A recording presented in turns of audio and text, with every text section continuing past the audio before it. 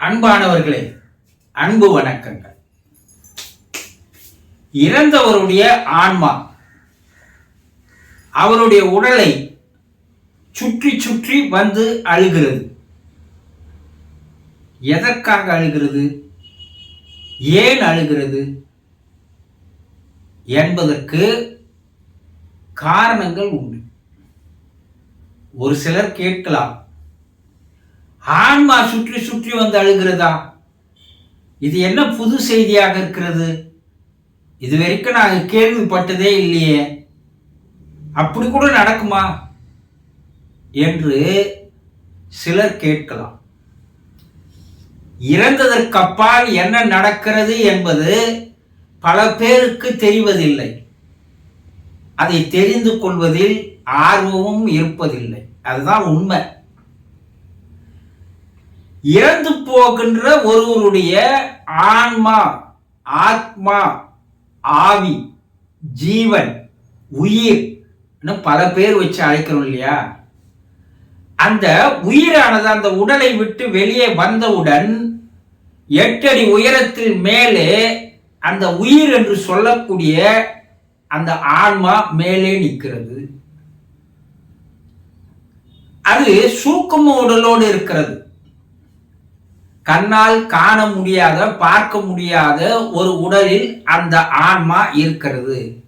இதற்கு ஆவி உடல் என்று பெயர். இது கீழே இருக்கின்ற அந்த உடலை பார்த்து உறவினர்கள் எல்லாம் சுற்றி வந்து உட்கார்ந்து கொண்டு அழுகிறார்கள் இல்லையா? அதை வேடிக்கை பார்க்கிறது. ஏன் இவர்கள் எல்லாம் நம் உடலை சுற்றி வந்து அழுது கொண்டிருக்கிறார்கள்? நாம் தூங்கிக் கொண்டுதானே இருக்கிறோம். தூக்கம் போனா எழுந்து உட்கார்ந்து போறோம். ஆனா இவர்கள் சுற்றி சுற்றி அழுகிறார்களே, ஏன் என்று சில நிமிடங்கள் திகைத்து போகிறது. அது இறந்து போனதை நம்மள முதல்ல எந்த ஆன்மாவும் தான் இறந்து போய்விட்டோம் என்பதை நம்புவதில்லை. என்ன, தூக்கத்தில் அந்த ஆன்மா வெளியே போகிறது. சில நேரங்களுக்கு அப்பால் மறுபடியும் வந்து அந்த உடலில் உள்ளே புகுந்து எழுந்து கொள்கிறது. இதை நம்ம என்ன சொல்றோம்? தூங்கி எழுந்துக்கணும் அப்படின்னு சொல்றோம் இல்லையா? அது போலதான் இப்ப நம்ம ஆன்மா வெளியே வந்திருக்குது. இன்னும் கொஞ்ச நேரம் புத்த அந்த உடலுக்குள்ளே போய் நம்ம தூக்கம் கலைஞ்சி எழுந்துக்கு போறோம்னு அது நினைக்குது. நிரந்தரமா நம்ம அந்த உடலை விட்டு வெளியே வந்துட்டோன்றது அது நம்புவது இல்லை. சுத்தி உறவினர்கள் எல்லாம் அழுவதை பார்த்த பிற்பாடுதான் அதற்கு ஒரு நம்பிக்கையானது பிறக்கிறது. இப்போ அதுவும் அந்த உடலை சுற்றி சுற்றி வந்து அழுகிறது. ஏன் அழுகிறது? இத்தனை ஆண்டுகளாக அந்த உடலில் தானே அது வாழ்ந்து வந்தது.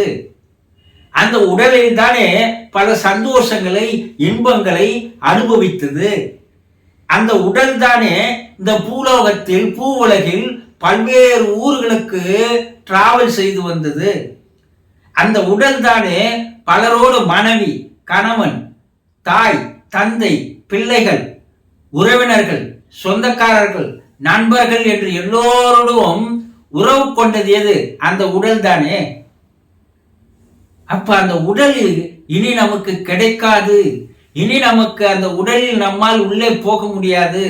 அந்த உடல் நமக்கு பயன்படாது, உபயோகப்படாது என்று தெரிந்து கொண்டவுடன் அந்த உடலின் மீது வைத்த அந்த பந்த பாசம் பற்று அதை அழ வைக்கிறது, கண்ணீர் விட வைக்கிறது, கதறி அழுகிறது. ஐயோ, இந்த உடல் போய்விட்டதே, இந்த உடலில் மேல் நாம் உள்ளே போக முடியாதே, இந்த உடலில் எழுந்து கொண்டு இனிமேல் வாழாதே, ஐயோ உடல் போய்விட்டதே என்று கதறி கண்ணீர் விட்டு சுற்றி சுற்றி வந்து அழுகிறது.